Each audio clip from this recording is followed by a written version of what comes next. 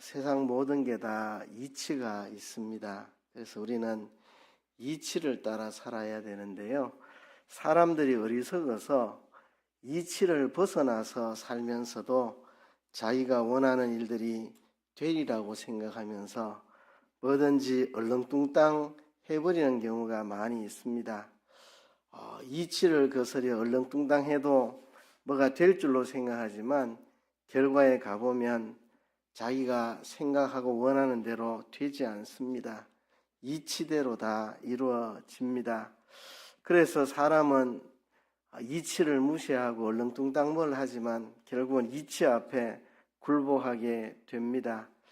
그런데 그게 그때 후회하면 때늦은 후회가 될 때가 많습니다. 그렇게 실패하고 나서 후회하지 말고 우리가 이치를 따라서 지혜롭게 살아가야 할 것입니다. 어리석은 사람들은 이치라고 하는 것은 그냥 하나의 논리일 뿐이고 원리일 뿐이고 실제는 그렇게 안 된다 이렇게 이치를 우습게 여깁니다. 그래서 이치를 무시합니다. 이치라고 하는 것은 그냥 뜬구름 잡는 그냥 논리일 뿐이다 하고 무시를 합니다. 그렇지만 지혜로운 사람들은 이치대로 살면 그 이치대로 실상의 결과를 맺게 된다는 걸 분명히 확신하고 모든 것을 이치를 따라서 지혜롭게 살아가려고 애를 씁니다. 제가 왜 오늘 이런 말을 시작부터 하느냐 하면 많은 사람들이 다 흥하기를 원하지만 흥하는 이치대로 살지 않고 망하는 이치대로 살고 있기 때문에 그렇습니다.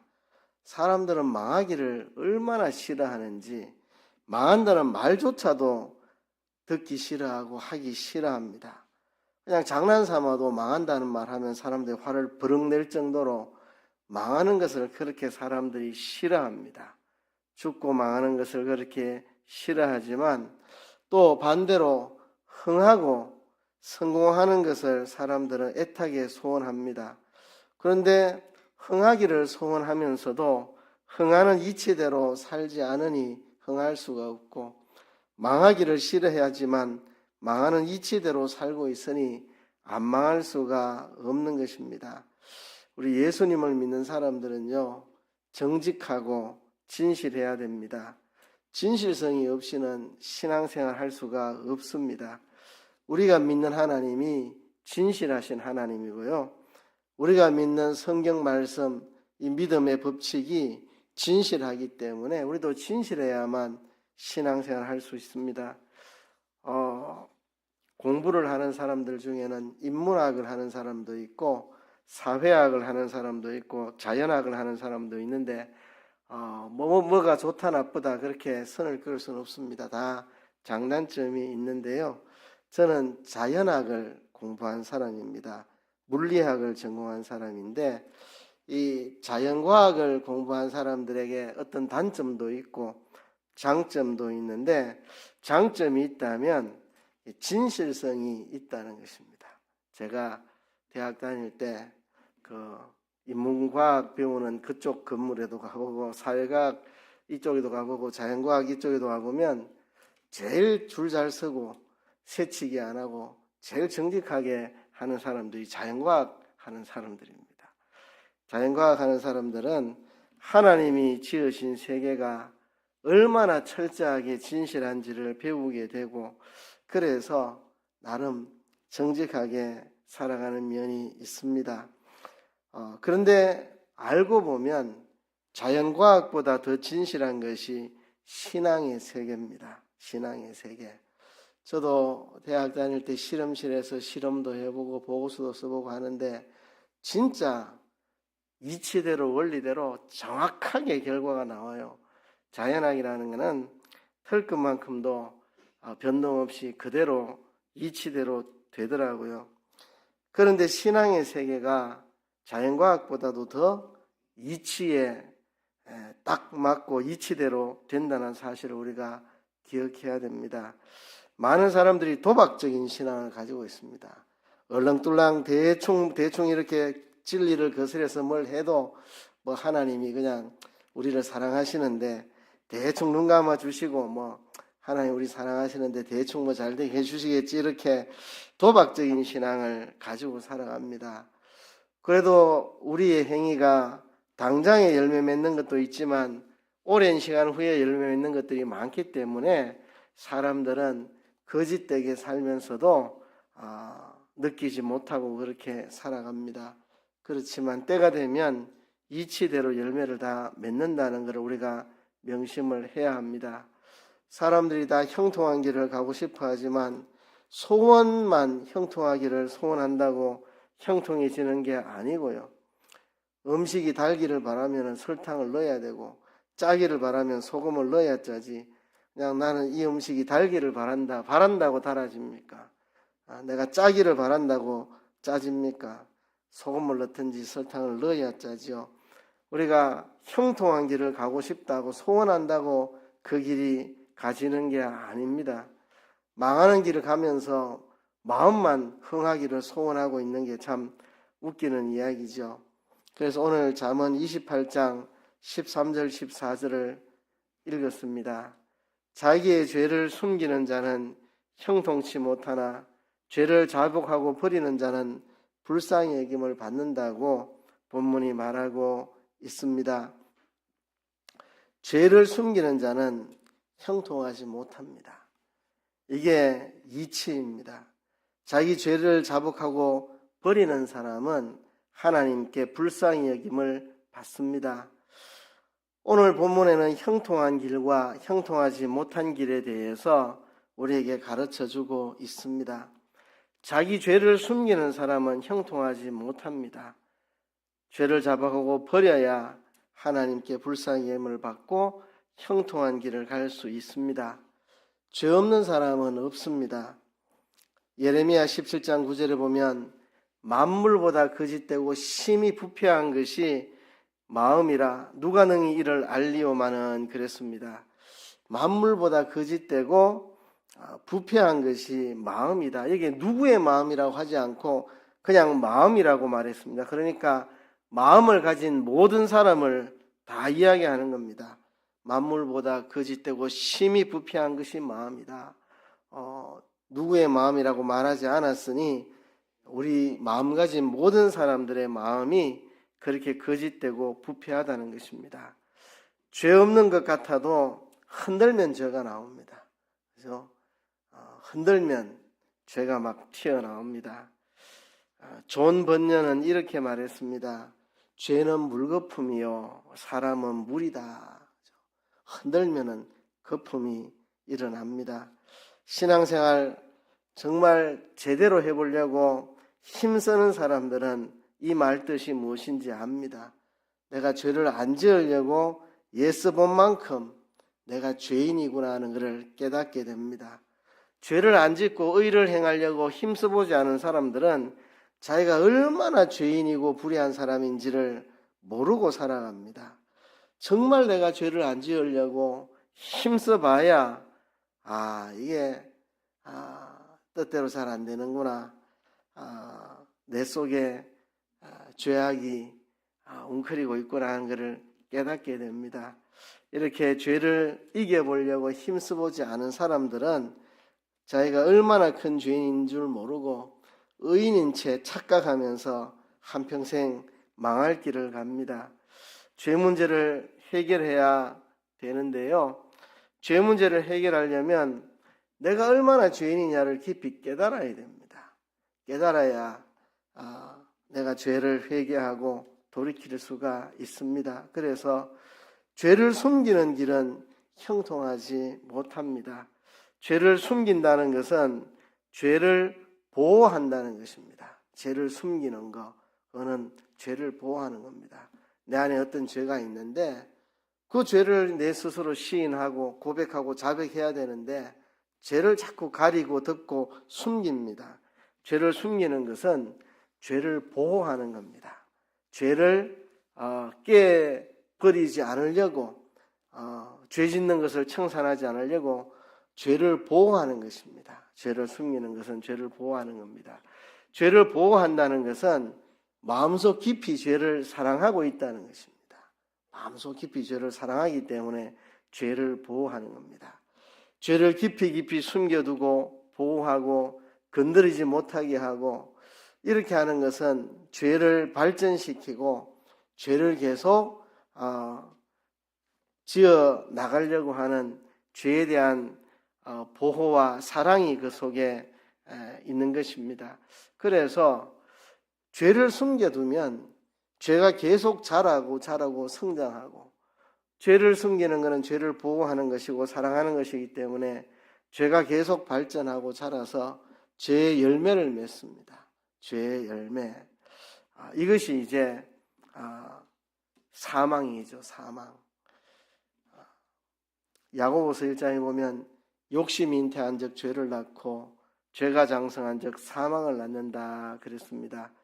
마치 엄마가 태아를 잘 보호하고 양육하여 뱃속에 간직하고 있으면 때가 되면 아이가 출생하는 것처럼 욕심을 품고 죄를 숨기고 가리고 보호하고 사랑하고 이렇게 하면 결국 욕심이 잉태해서 죄를 낳고 죄가 장성해서 사망을 낳게 됩니다. 욕심이라는 것은 정당하지 않은, 옳지 않은 소원이 욕심입니다. 이 욕심을 잉태하면 죄를 낳습니다. 올바르지 않은 마음, 이 욕심을 가지면 결국 죄를 낳게 되고 죄가 장성해서 결국 우리에게 사망을 결과로 초래하게 된다는 이야기입니다. 이사야 59장 4절에서 말하기를 공의대로 소송하는 자도 없고 진리대로 판결하는 자도 없으며 험한 것을 의뢰하며 거짓을 말하며 잔해를 잉태하며 죄악을 생산하며 독사의 알을 품으며 거미줄을 짜나니 그 알을 먹는 자는 죽을 것이요 그 알이 밟힌 적 터져서 독사가 나올 것이라 그랬습니다. 이렇게 공의대로 살지 않고 진리대로 판결하지 않고 허망한 이 거짓된 길을 걸어가면 그것은 독사의 알을 품으며 거미줄을 짠다. 독사의 알을 품으면 어떻게 되겠습니까? 독사의 알을 내가 따뜻하게 품고 있으면 그 알에서 독사가 나와서 나를 물어버리겠죠. 그죠? 거미줄을 짜나니, 짜는 이유가 뭐겠습니까? 옷을 입으려고 짜겠죠. 거미줄로 옷을 짜면 입을만 하겠습니까? 그래서 이렇게 욕심이 잉태해서 죄를 낳고 죄가 장성하여 사망을 낳는다. 반드시 이치대로 된다는 것입니다. 반드시 이치대로 된다.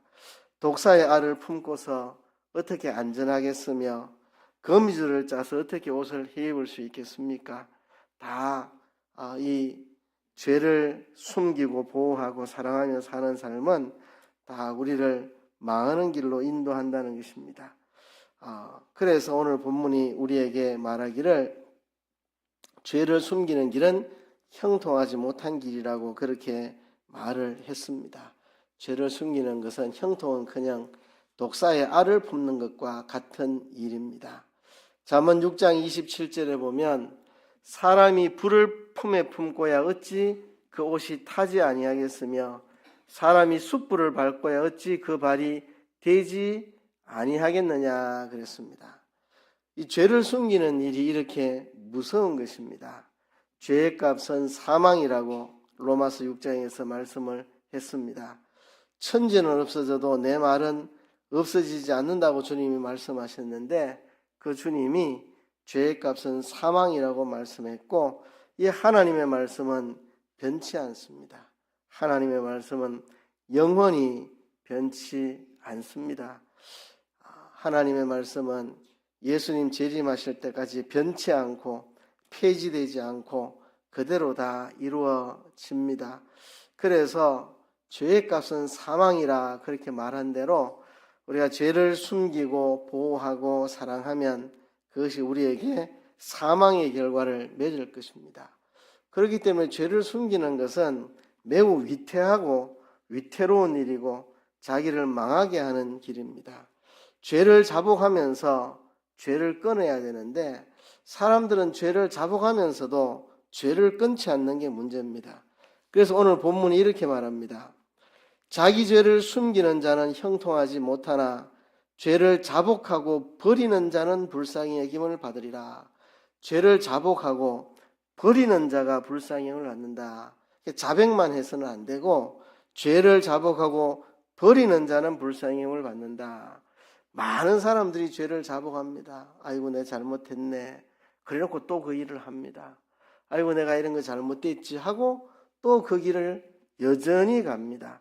사람들은 죄를 자복한다고 하면서도 죄를 끊지 않습니다. 그게 죄를 숨기는 것이고 죄를 보호하고 사랑하는 것입니다. 죄를 겉으로는 자복한다고 하면서도 죄를 끊지 않고 살아가는 것, 이것이 실패하는 길입니다. 성경에 보면 그런 사람이 누가 있습니까? 죄를 자복하고도 죄를 끊지 못하는 사람. 애국왕 바로가 그런 사람이었습니다. 하나님께서 열재앙으로 애국을 치실 때 바로가 뭐라고 했습니까? 이번에는 내가 잘못했다. 이번에는 내가 진짜 잘못했다. 내가 너희를 보내겠다. 정말 내가 잘못했다. 그래놓고 또 재앙이 지나가고 나면 또 이스라엘 백성들을 해방시키지 않습니다. 얼마나 가정스럽습니까? 자꾸 죄가 끊어지지 않고 반복됩니다. 내가 잘못했다. 내가 잘못했다. 그래놓고 뒤돌아서면 돌이키지 않는 바로의 모습, 그를 성경은 강팍하다. 죄라고 말해놓고 내가 잘못했다고 말해놓고 그 죄를 버리지 못하는 바로왕, 이게 완악하고 강팍한 거죠. 그죠? 바로가 내가 범죄하였노라. 여호와는 의로우시고 나와 내 백성은 악하도다. 그렇게 해놓고 돌이키지 않습니다. 내가 범죄했다. 여호와께서 의롭고 나와 내 백성은 악하다. 죄를 자복하는 것처럼 말은 했지만 여전히 이스라엘 백성들을 놓아주지 않는 강팍한 마음. 또 그런 사람이 누가 있습니까? 사울 왕이 그랬습니다. 사울은 다윗을 미워해서 다윗을 죽이려고 했습니다. 그러다가 한 번씩 자기의 죄를 고백합니다. 다윗에게 내가 잘못했다. 네가 나보다 의롭다. 내가 잘못했다. 사울 왕도 한 번씩 자기의 잘못을 시인을 했습니다. 자기가 잘못했노라고. 그런데 사울은 뒤돌아서면 또 다윗을 죽이려고 또 추적합니다. 그러니까 자기가 잘못된 줄 알고 죄를 시인하고 인정하면서도 그 죄를 버리지를 못하는 겁니다. 버리지를 못해요. 그게 이제 웅맹한 것이고 어리석은 것이고 망하는 거죠. 그렇게 바로 왕도 망하는 길을 갔고 사울 왕도 망하는 길을 갔습니다. 아이고 내가 잘못됐지 하면서 그 길을 갑니다. 많은 사람들이 그렇습니다. 이래서는 안 되는데 하고 그 길을 갑니다. 그 길을 가요. 바람 피는 사람들 하루에도 몇 번씩 이렇게 살면 안 되는데 하고도 계속 바람 피고, 그렇죠? 도박하는 사람들 아이고 이러다가 내가 패가 망신하지 하면서도 도박을 못 끊고, 바람 피고 도박하는 사람만 그렇습니까? 우리도 마찬가지잖아요. 우리도 내가 이렇게 살아서는 안 되는데, 이거는 아닌데, 이거 고쳐야 되는데 하면서도 죄를 자복하고도 고치지 못하는. 그래서 오늘 본문이 말하기를 13절 하반절에 죄를 자복하고 버리는 자는 불쌍히 여김을 받으리라. 자복한다고 되는 게 아니고 죄를 버려야 불쌍히 여김을 받는다고 그렇게 말했습니다. 그래서 이 죄를 버려야 됩니다. 죄를 버리는 거. 죄를 버릴 때는 예수님 말씀하시기를 만일 내 눈이 범죄하면 눈을 뽑아 버리라고 그렇게 말씀했습니다. 그 정도로 정말 내 눈을 뽑아버리는, 내 손과 발을 잘라버리는 것 같은 그런 각오와 결단과 아픔이 없이는 회개가 안 됩니다. 정말 회개라 하는 것은 정말 자신의 잘못을 심각히 깨닫고 눈을 뽑는 것과 같이, 손을 잘라버리는 것 같이 그런 결단으로 죄를 끊어내야만 우리가 형통하게 사는 길이 있다는 것입니다. 그래서 히브리서 12장에는 너희가 죄와 싸우되 아직 피 흘리기까지는 대항치 아니하였다고 말합니다. 그러니까 죄와 더불어 싸우는데 피 흘리기까지 싸워야 된다. 죄와 더불어 싸우는 것은 피 흘리기까지 그렇게 처절하게 싸워야 죄를 이길 수 있다는 것입니다. 그래서 14절에 보면 항상 경외하는 자는 복되거니와 마음을 완악하게 하는 자는 재앙에 빠지리라. 마음을 완악하게 하는 사람들, 자기의 죄를 시인하고 버리는 일을 하지 않는 이 완악한 자들은 형통할 수 없음을 우리에게 말씀하고 있습니다.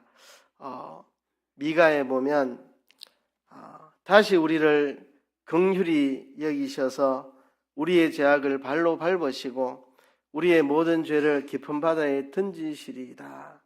우리가 진짜 죄를 자백하고 죄를 버리면 우리 하나님은 우리를 긍휼히 여기셔서 우리 죄를 지근지근 밟아서 깊은 바다 속에 던져 떠오르지 못하도록 하신다.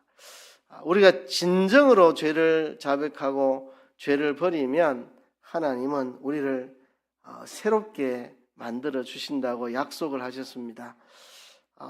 요한 1서에 보면 만일 우리가 죄 없다 하면 하나님을 거짓말하는 자로 만들고, 그러나 만일 우리가 우리 죄를 자백하면 그는 미쁘시고 의로우사 우리의 죄를 사하시고 모든 불의에서 우리를 깨끗하게 하신다. 우리가 정말 죄를 자백하고 죄를 버리면 하나님은 우리의 죄를 사해 주시고 미가가 말한 대로 우리 죄를 발로 밟아 깊은 바다 속에 던져버리시고 우리 죄를 다 사하시고 모든 불의에서 우리를 깨끗하게 하신다. 우리를 완전히 새롭게 해 주신다는 겁니다. 그런데 이 말씀에서 만일 우리가 우리 죄를 자백하면 그는 미쁘시고 의로우사, 미쁘시고 의로우사, 하나님은 미쁘시고 의로우신 분입니다. 그래서 우리는 확신할 수 있습니다. 내가 죄를 자백하고 버리면 모든 죄에서 우리를 용서하시고 모든 불의에서 우리를 깨끗하게 해주신다는 확신을 가질 수가 있습니다. 하나님은 미쁘시고 의롭기 때문에 그렇습니다. 하나님은 미쁘시고 의로우셔서 신용이 있으신 분이기 때문에 하나님이 그래 약속하셨으니까 반드시 그렇게 해주신다는 겁니다. 그래서 우리가 우리 죄를 자백하고 버리면 하나님은 미쁘시고 의로우셔서 우리 죄를 용서해 주시고 모든 불의에서 우리를 깨끗하게 새롭게 그렇게 우리를 만들어 주신다고 그렇게 요한 1서에도 말씀을 했습니다. 그래서 우리가 이 확신을 가지고 우리가 죄를 자복하고 버리면 미쁘시고 의로우신 하나님이 반드시 우리를 용서하시고 우리를 의롭게 깨끗하게 새롭게 해 주신다는 것을 믿고 우리는 날마다 죄를 숨기지 말고 죄를 자복하고 버리기까지 하는 우리들이 되어야 할 것입니다. 그것이 우리가 형통한 길을 가는 방법입니다. 자, 그러면 우리가 왜 그러면 이 길을 가지 못하는가? 우리가 잘못을 잘 인정하지 못하고 또 인정해놓고도 그 잘못을 끊어버리지 못하고 왜 이렇게 평생 이런 길을 가나? 아이고 내가 잘못됐는데 고쳐야 되는데 하면서도 왜 고치지 못하고 질질 끌려가는 삶을 살아가는가? 왜 그런가? 몇 가지 이유를 찾아보고 그것을 통해서 우리가 우리 삶을 바로 잡아 나가야 되겠습니다. 왜 우리가 잘못됐는데 하면서도 끊어버리지 못하고 끌려다니느냐? 첫째는요, 그리스도의 보혈을 모독하고 있기 때문에 그렇습니다. 그리스도의 보혈을 모독하고 있기 때문에 그렇습니다.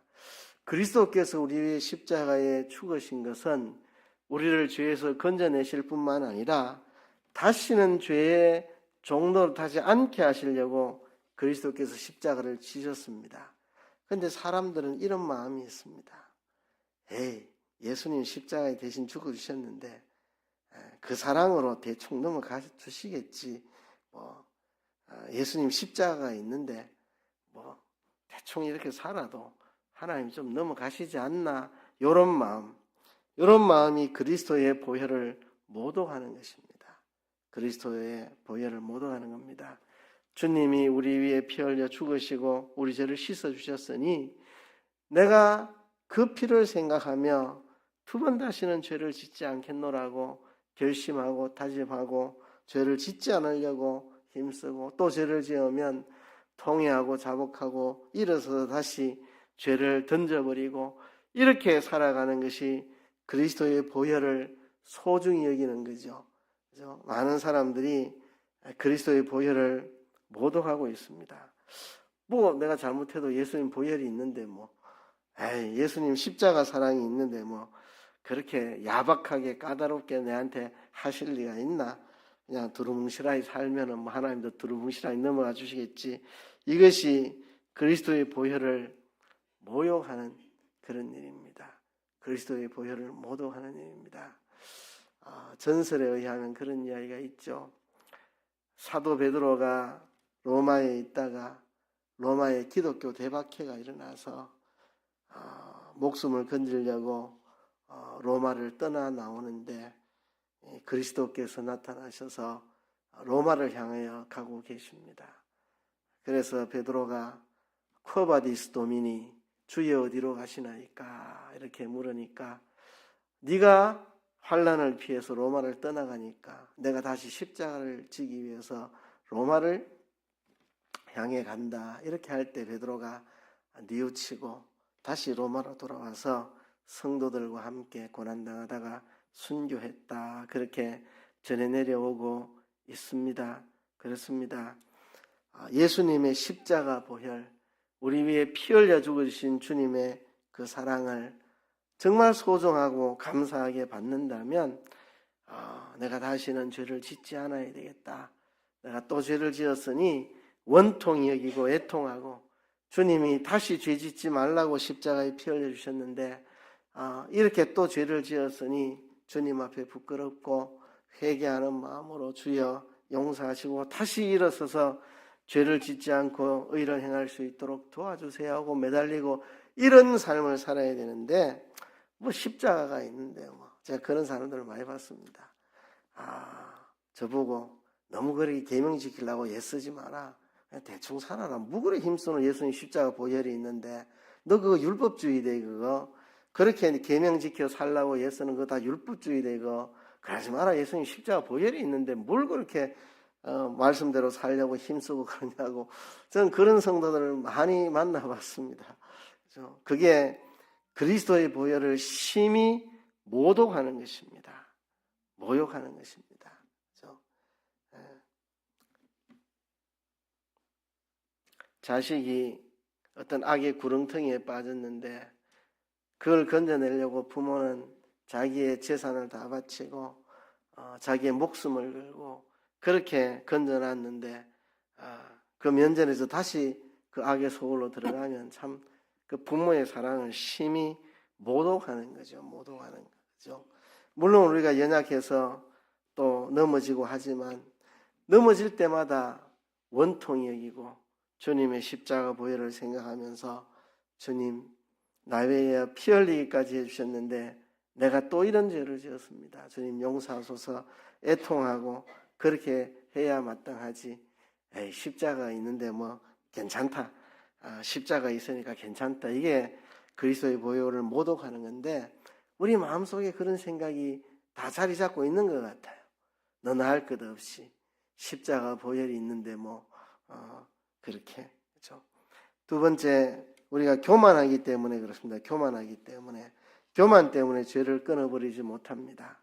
내가 좀 잘하는 게 있다고 생각하니까 그래도 내가 주일은 잘 지키는데 그래도 내가 예배는 안 빠지는데 그래도 내가 성경 좀 읽는데 그래도 내가 우리 교회에서는 그래도 신앙생활 중상층은 된다 이렇게 그죠?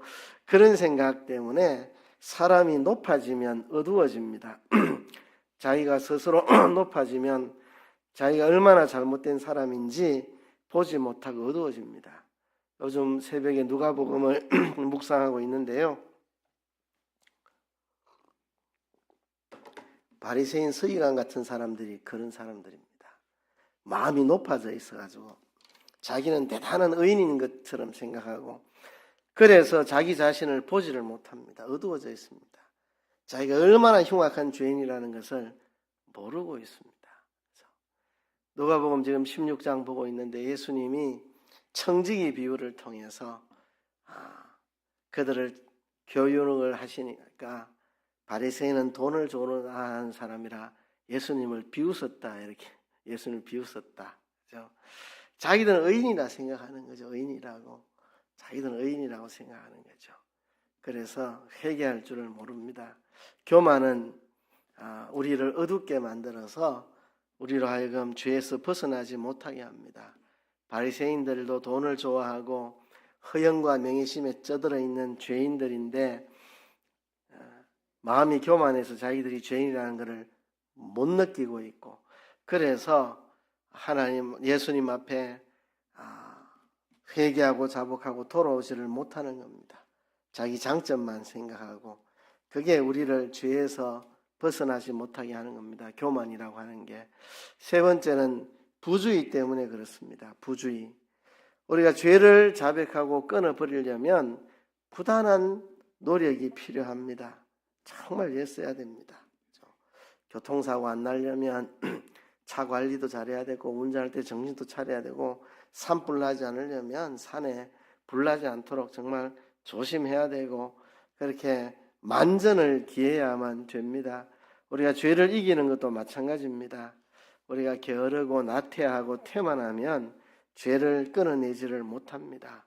이 죄를 벗어나지 못하는 것은 태만이고 게으른 것입니다. 죄를 찾아 뽑아내는데 마음을 쓰고 힘을 쓰고 그렇게 하려고 하지 않습니다. 그냥 맥을 놓아버리는 겁니다. 죄에 대해서 긴장을 갖지 않고 그냥 마음을 태만하게 놓아버리는 겁니다. 그래서 우리가 죄에서 벗어나지 못하는 겁니다. 죄에서 벗어나지 못하는 이유 첫째는 예수님의 십자가 대속을 예수님의 보혈을 모독하고 있기 때문에 예수님 우리 죄 다 씻어주셨는데 이까짓 거 좀 한다고 문제가 크게 되겠나 그래도 난 지옥에는 안 가는데 이런 생각 그리스도의 보혈을 모욕하는 욕되게 하는 이런 태도가 우리로 하여금 죄를 끊어내지 못하게 하고 있고 교만한 마음 그래도 나는 좀 한국에서 줄 세우면 그래도 중간 이상은 신앙생활 한다 이런 생각 때문에 교만함 때문에 자기 자신을 보지 못하고 어두워져서 죄를 끊어내지 못하는 것이고 세 번째는 부주의함 때문에 자기 속의 죄를 찾아내려고 애써야 되고 죄를 찾아내면 왜 내가 이 죄에서 못 벗어나는지 원인도 찾아보고 어떻게 하면 죄를 이길 수 있을지 힘써야 되는데 게으르고 나태해서 죄를 끊어내지 못한다는 것입니다. 그래서 우리가 그리스도의 보혈을 모독하는 일을 하지 않아야 됩니다. 정말 예수님의 십자가 대속을 제대로 깨닫는다면 나 같은 죄인을 위해 십자가에 죽기까지 주셨는데 내가 다시는 죄의 종로를 안 해야 되지 어떻게 내가 다시 죄의 종로를 탄단 말인가 하는 그런 마음 자세로 덤벼드는 그런 사람이 될 것이고 그렇게 죄를 끊고 의롭게 살아보려고 애써본 사람은 내가 얼마나 죄인인가 내가 얼마나 죄인인가를 깊이 깨닫고 낮아지고 그렇게 낮아져야만 우리가 죄를 끊을 수가 있고 죄를 끊기 위해서 우리가 부지런히 힘써야 됩니다. 자기의 안팎을 부지런히 살펴보고 내 말이나 행동이나 태도에 뭔가 하나님 보시기에 기뻐하지 않는 게 있나 없나 부지런히 살피고 잘못된 게 찾아지면은 그것을 붙들고 주님 앞에 기도하고 주님 보혈을 의지하며 주님 도와주세요. 이 죄를 버리게 도와주세요. 매달리고 그렇게 해서 성령의 능력으로 죄를 끊어내도록 힘을 써야 우리가 죄를 끊어낼 수가 있습니다. 회개하는 길이 사는 길이고 죄를 고치는 것이 흥하는 길입니다. 이것이 구원의 길입니다. 이것을 잊지 말고 우리가 항상 죄를 자복하고 죄를 버리는데 힘을 써야 하겠습니다.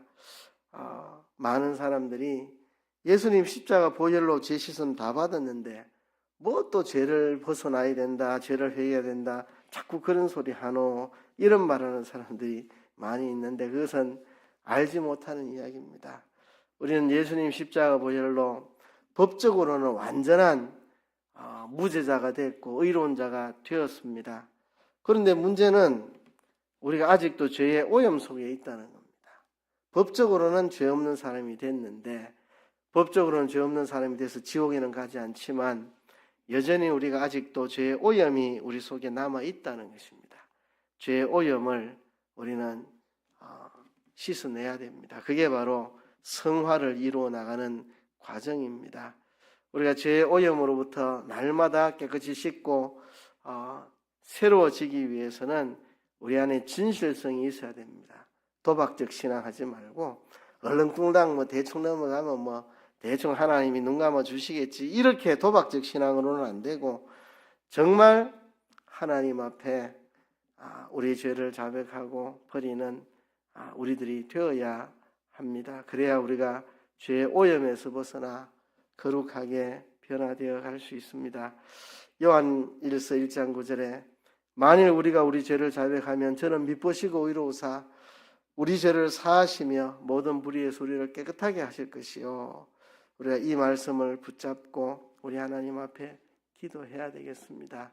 하나님, 날마다 우리의 죄를 자복하고 버리는 지혜로운 우리들의 삶이 되게 도와주세요. 우리 다 같이 한번 통성으로 기도하겠습니다.